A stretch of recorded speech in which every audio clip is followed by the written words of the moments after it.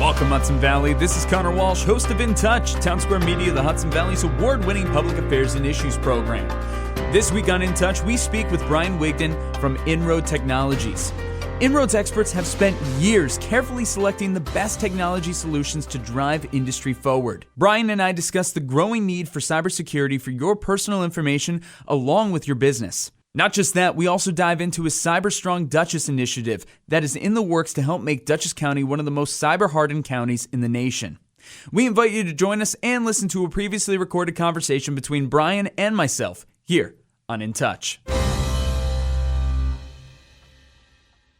Hello, Hudson Valley. You're listening to another episode of In Touch, Townsquare Media, the Hudson Valley's award-winning public affairs and issues program. We have a great episode for you guys today with a phenomenal guest because this is such an important topic, not just for the Hudson Valley, but for the world, really. As we are getting more into a cyber world and living most of our lives online, whether that's for work or pleasure, we're going to need to know how to handle ourselves the best way possible, with the best etiquette, and with the best security. So with us today, we have Bryan Wigton, CEO and founder of Inroad Technologies. Bryan, how are you today?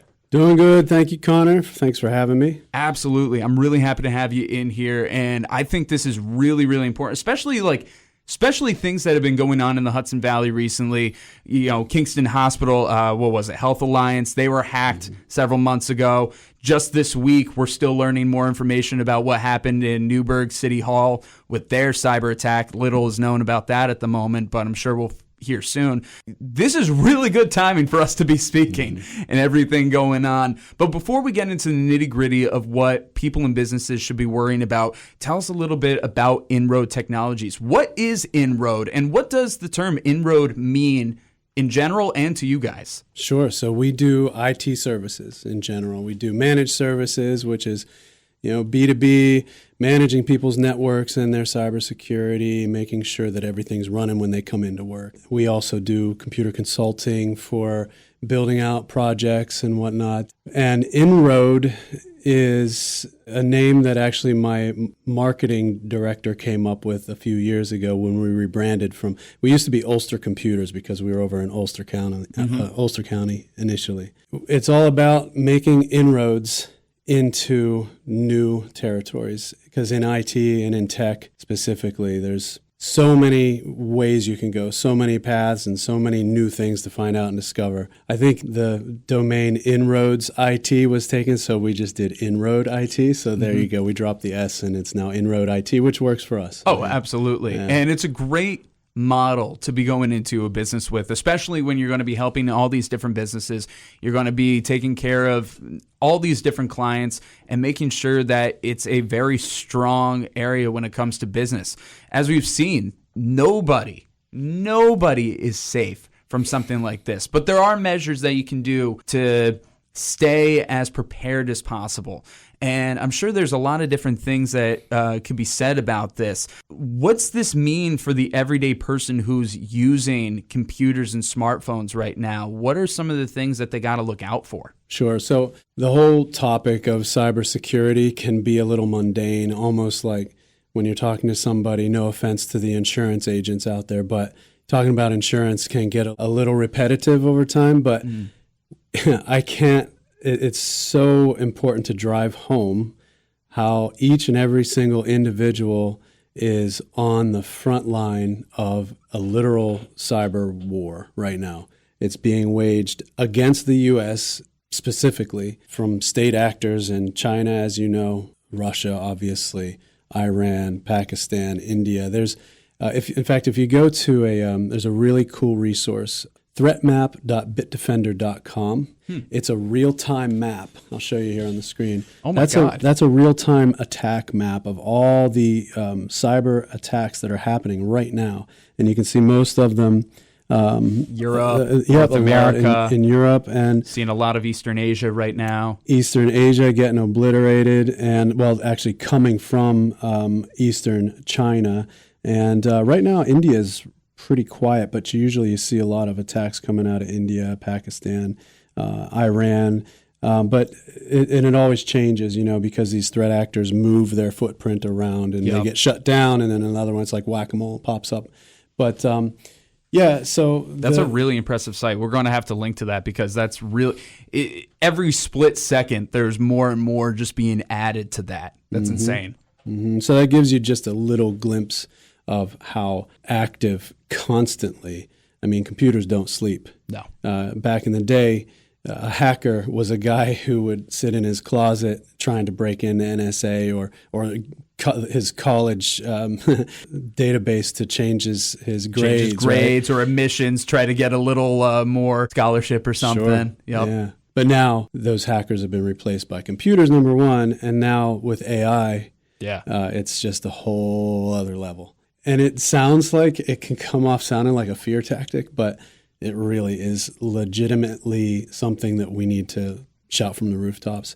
And, the people that are getting affected, the large corporations and everything, obviously they're going to be targets, banks, government agencies, large businesses with a lot of money are targets because ultimately what fuels that cybercrime economy is money. Yeah. And so those targets, however, they have the money to spend, the capital and resources to spend hardening their own cybersecurity, right? Whereas the soft targets, the easier targets are going to be your mom and pop shops, your small businesses, and your individuals, especially elderly and young kids too. Oh my God, yeah. I've seen so many studies recently where it's saying like, even though today's generation is growing up on this, they're having a harder time compared to some other generations detecting a scam just on their own. They don't even know. I mean, they're just entirely vulnerable. Yeah. And not only that, but they don't have the young children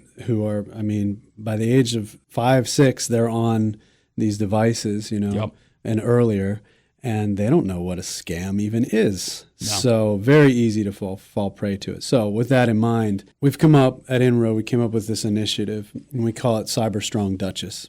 And we're starting with Dutchess County because it's where we live. I love Dutchess County, love the Hudson Valley.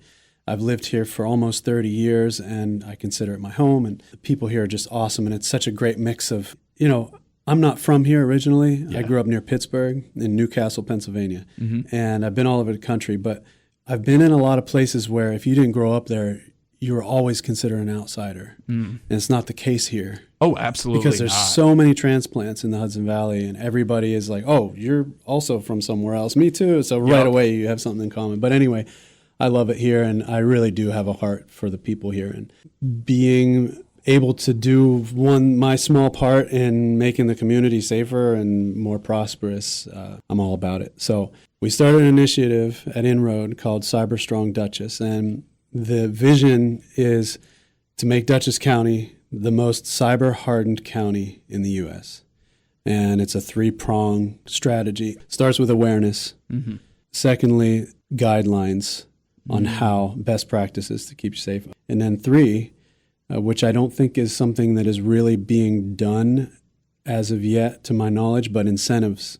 Incentivizing businesses mainly and individuals to actually put in best practices, right? So that's really good to know and think of, though. Absolutely. Yeah, and we're in talks right now with some legislators and government people in the government, in Dutchess County government, to get this off the ground and help people raise awareness about it, number one, because, I mean, everybody here has probably heard the term cybersecurity. Yeah. But just like anything else, when you hear it too much, it just becomes noise. So what exactly does it mean? How does it pertain to me? And typically, unless you've been a victim of cybercrime, it's really not on your radar until it is. So awareness. And that starts with, our most vulnerable, which are the elderly that we discussed, and young kids, and then moving to small businesses, small and mid-sized businesses. So starting with, without getting too much in the weeds with the actual strategy, but I'll give you, for instance, bringing awareness to grandma and grandpa. Yeah. And there's something that every single person, everyone who has an aging parent or grandparent, going to their house, sitting down with them and saying, hey, grandma, let me look at your security posture here. And, are your passwords strong? Do you have multi-factor authentication turned on? Like things that a lot of people in their 20s and 30s 40s would consider run-of-the-mill. Like, sure, yeah, you use strong passwords. But, man, you'd be surprised at how many people are just wide open, totally vulnerable. Password 1234. Bro, it's crazy. I have a story. Our office is right here in Poughkeepsie, and one day I get a knock on the door, and it was an older woman. We'll call her Gladys. And Okay. she came in, and she had, for some reason, had reset her password on her laptop and couldn't remember it. And so I'm like, okay, we have ways to reset, and I wanted to help her out. So that's what we do. We're mostly B2B, but if somebody walks in our door, I'm all about it. I just talked to her a little bit, where are you from? And we started to have a conversation about, she brought up one of her pets, and she told me the name of the pet. And then I just, while we're talking, I handed her laptop back. I said, here, we're in. She's like, how'd you get in? I said, you just told me your password. The pet. It was the name of her pet. Yep. Yeah. Yep. And so, that was just, a few months ago. So people still use pet names, street addresses, birth dates. That's just a simple anecdotal instance of how, terribly exposed a lot of people are. So there's a website you can go to and plug in any password, and I'll tell you the exact URL. howsecureismypassword.net. Now, whether you want to use your actual password or just a slight variation of it in there, because I wouldn't put my actual password into there, but I would, just because something close. You don't know. Yeah, something close with off like a number or two or three. Yep. But just to give you an idea of how strong that type of password can be. So if you put in password 123, it'll actually tell you, and I'll put that in. If you put in password 123, it'll tell you how quickly that password can be hacked. Probably less time than you actually typing in password 123. Yeah. It's saying it would take 1 month to pass that, to crack that. That seems like long. But even still, 1 month, that's something that you have to worry about, because any random month, that could be all of your data being leaked or something. Well, let's use your example, Sparky, right? Okay. All right. The password Sparky would be cracked instantly. I'm not surprised.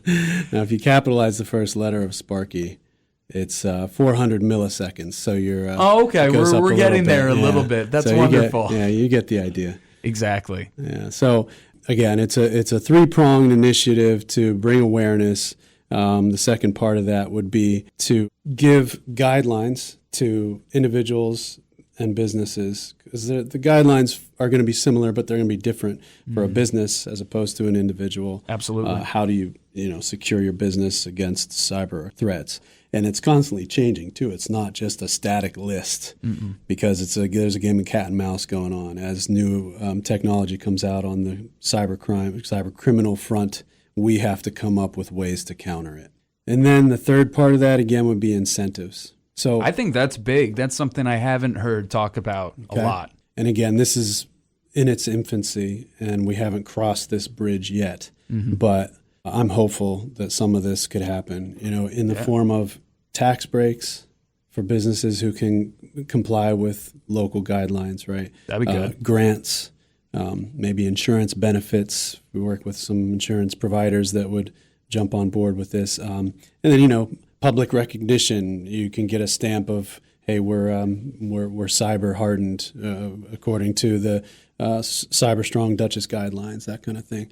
Yeah, that'd be great. Yeah, and then the other thing, last but not least, would be subsidized training programs. So yes, again, with training and awareness, that's where it all starts. Absolutely, I agree with that, and I want to really touch upon that in a second here. Again, you're listening to In Touch, Townsquare Media, the Hudson Valley's award-winning public affairs and issues program. Speaking with Bryan Wigton, CEO and founder of Inroad Technologies, talking about his Cyber Strong Dutchess initiative and how we can make Dutchess a very cyber-hardened community. And you were saying before, awareness is big, getting these kind of trainings involved. As you said, somebody who's like 20, 30, 40, a lot of these things are kind of second nature. We've grown up with it. We understood. We've unfortunately had the pitfalls, and we've learned from it. Having strong passwords, the MFAs, having these kinds of trainings, what are certain things that right now, today, an individual or business could implement to better secure their systems? Okay. Sure. Great question. So we talked about strong passwords. So there's something called a passphrase, which, again, you can Google that. Passphrases would be, there's a few different ways to do it. So you could take 3 words that are sort of uncommon, and I'm just going to pull something out of the air. If you use 3 words like figure, lasted, common, right? Okay. Those aren't necessarily uncommon words, but those are just 3 that came to my head. Yeah. So you take those 3 words and you put them together, and then you separate them by a symbol. Make it either a pound sign or any kind of symbol that isn't a letter or a number. Nice. And then you follow that by, say, a number. So you put that little delimiter in between each word. So you would have, you figure pound 3, lasted pound 4, common. That's a passphrase, and then you can go in there and capitalize 1 or 2 of the letters. Mm-hmm. Now that's something, and the reason that that's recommended is because people can usually remember that. So that's a passphrase, rather than having a string of just random numbers and letters, right? Yeah. That people will tend to write down and put on a sticky note on their monitor or whatever. Yeah. Right? So that's dangerous. The other thing is any kind of like a password. There's keeper.com. It helps you. It's like a password vault, right? Password. There's a bunch of password keepers out there. Even Google has a password manager. What do you think about that? Sure. I mean, as long as you have multi-factor authentication turned on your Google account, so that if someone else tries to log in, if they happen to guess your password, then you get a notification on your phone that it's you. And if it is not, then you can deny that. Jump in and change your password. Absolutely. Right? Phishing awareness is huge. Oh, big time. I got 3 phishing emails just today before you came in. I reported each one of them. But but it's not that uncommon for me to see. I can tell what it is right away, but I know other people who can't. If you ever get an email with a link, if I get a link in an email, first of all, don't click it. Yeah. But if you feel like it's safe and you're pretty sure you're certain you know who sent it, you should still right-click the link and copy the link address and drop it into, you can go out and look for a link checker, nordvpn.com/link-checker is one that I'm on right now.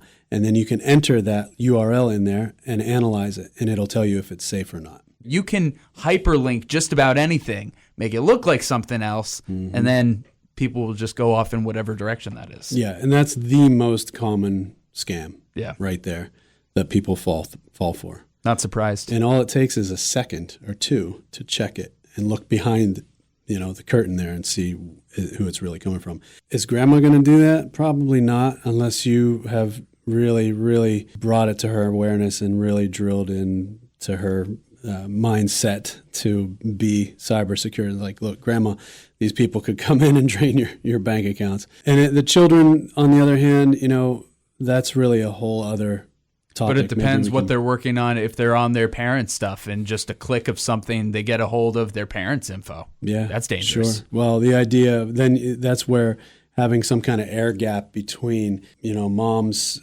laptop that has access to all her financials and Gmail and all that stuff. If a child has a device, which first of all, I don't think that kids should have any devices unsupervised until they're at least 13, 14 years old. And that's just me. I like that. Yeah.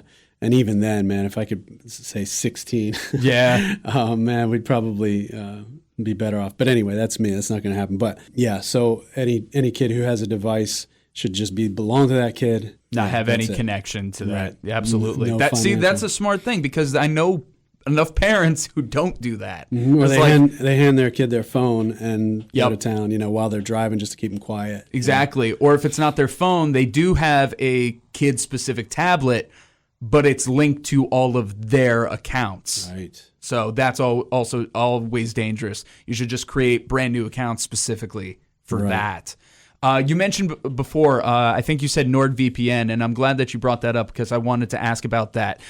You see so many ads for people getting VPNs and how it's a good thing and it helps protect your data. Are they as good as they say they are? Like when you see those commercials, are VPNs really worth it to help protect one's data? So a VPN will hide your IP address, first of all. And a VPN is a virtual private network.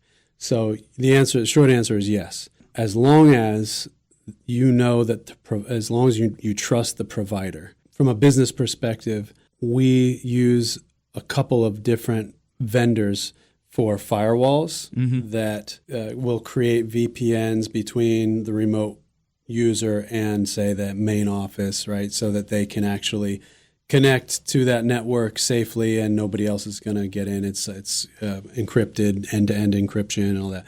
And so really, I guess all that to say is to make sure that it's a trusted provider. NordVPN's a good one.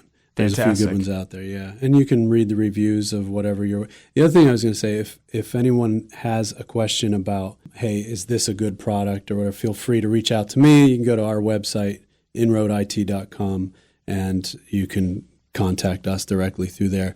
I love to answer these kinds of questions. Well, hey, you're making a Cyber Strong Dutchess. Yeah, there you go. When you do that. Absolutely. And I think that's so key. And of course, all the links and information and contact info will be in the description of this episode. Everything that he's mentioned already, we'll have that available to you. You just go to whichever Townsquare radio station app that you're listening through and check it all out. So we'll have it all there. Again, you're listening to In Touch, Townsquare Media, the Hudson Valley's award-winning public affairs and issues program, speaking with Bryan Wigton, CEO and founder of Inroad Technologies, talking about the different ways to make sure that your cyber life and profile is safe, all the different ways of taking care of that. So again, I just want to remind everybody who's listening right now, what's the best way to contact Inroad Technologies? All right, so you can go to inroadit.com. Or you can call our office at 845-557-7707. Or you could email directly. Can I give my direct That's up email? to you. Go right ahead. Yeah, so it's Bryan W, BRYANW, at inroadit.com. And can I give you some stats? Absolutely. Yes, right. Please. I'm a big stat guy. All right, so cybercrime statistics, national stats. According to the FBI, this is a report that came out in 2023. We don't have the 2023 data, but we have 2022 data. This is reported losses that are cybercrime related. In the U.S., exceeded $10.3 billion. Now, that's just reported losses, and that's in 2022. Cybercrime has gone up exponentially since then, especially with the advent of AI. So we could probably safely guess that number honestly could be closer to 50 billion for all we know. Small businesses are the biggest target and the biggest victim of that. 43% of all cyber attacks were targeting small businesses. 43%. And this statistic was shocking, and honestly, I haven't verified this, but 60%, according to this report, 60% of small businesses go out of business within 6 months of a significant cyber attack. Oh, wow. Yeah. That is pretty significant, but to be honest, that doesn't surprise me. Yeah. Based on other people that I've had in here talking about the way that small businesses are and just simply the statistics of running a small business, how incredible it is for a small business to get past the 5-year mark is pretty incredible without some kind of cyber attack. So to be honest, that doesn't surprise me that much now that you say that. Yeah, I could see it happening. Getting hit with a cyber attack along with everything else and just, you know what? Yeah. I'm going to go punch the clock somewhere. Yeah, depending on how hard you're hit, what got leaked. Absolutely. Yeah. Wow. All right, some more stats. So this is New York State. So we have, I was just on the phone with a friend of mine, and I think the GDP for New York State is something like $2 trillion. It's up there. But in 2022, we lost about $1 billion in revenue reported to cybercrime. Wow. Okay. So it doesn't seem like a lot in if you look at our GDP of $2 trillion. Yeah, that's still significant. It's a significant amount. And also considering the fact that that's just the reported figure. Yeah. A lot of companies don't report unless they absolutely have to. Whether it's like, a HIPAA compliant thing where they're required, or a financial industry, a financial business, they have to report these. But a lot of companies aren't required to. and they will usually desire to keep it under wraps because, they don't want that getting out. Yeah, it's a bad look. If you consider Dutchess County, we have a lot of economy in this county. I don't have the exact numbers on that, but my guess, based on all the data, is that we're losing tens of millions of dollars every year in Dutchess County alone to cybercrime. Now, that's including ransomware payouts, loss of business, and just overall economic impact. And if you can imagine the cost, what would really get the attention of the government officials would be when you boil that down and really take a hard look at how much money that is in tax revenue lost. Big time. Yeah. If we can make any impact on that at all, it would be a huge savings for Dutchess County. And I don't think it would take a lot of work to bring a lot of awareness to businesses. And not only that, just give them the tools that they need to help implement Cyber Strong Dutchess. Yeah. Those statistics really do kind of hit home, hearing what the impacts really are. And then it's like, all right, hopefully that's a call to action to some to be like, yeah, I don't want to lose that kind of money. And I hope that really gets them into it. Is there any other statistic that you brought with you today? So individuals over 60 are disproportionately affected by cyber. Have a convo with mom, dad, grandma, grandpa. Big time. And according to the FBI, again, reported financial losses exceed $3 billion, and this is in 2022. For individuals, that's just over 60, and that's just reported. So you could imagine that number is double, triple. So. Especially by now at this point, as you said, AI, everything's just gotten crazier. So yeah, it's amazing what 2 years will do. Yeah. Especially in this day and age. Amazing what 2 months will do. Yeah. Who knows what else we'll be talking about 2 months from now. Mm-hmm. Who knows what other kind of hacks and attacks or what else might be coming through the pipelines. Mm-hmm. So fingers crossed. And also let's make Dutchess Cyber Strong. Absolutely. Cyber Strong Dutchess. But Bryan, thank you so much for being here on this episode of In Touch. We greatly appreciate you. We greatly appreciate what Inroad is doing to help make Dutchess and the Hudson Valley as a whole just a stronger place. And let's keep pushing that awareness. Cool. Absolutely. Thanks, Conor. This has been this week's edition of In Touch, the award-winning public affairs and issues program that runs across Townsquare Media, the Hudson Valley radio stations. We want to give a big thank you to Bryan Wigton. For more information on Inroad Technologies, go to inroadit.com. Of course, all the links and information can be found in the description of this episode. Whether you've been listening for a while or you just joined us, thank you. You can find In Touch episodes new and old on your favorite streaming services like Spotify, Apple Podcasts, Google Podcasts, Stitcher, and more. That and listen on demand with your Townsquare radio station mobile app. Of course, you can still find all articles and audio under the In Touch tab on this radio station's app and website. And while you're there, also check off our latest spin-off series, Townsquare Spotlights, which specifically sheds a light on arts and entertainment in and around the Hudson Valley. Don't forget, we're also on YouTube, Facebook, and Instagram at InTouch_HV. I've been your host, Conor Walsh. Until next time, stay curious, keep an open mind, and as always, I'm glad we get to spend some time.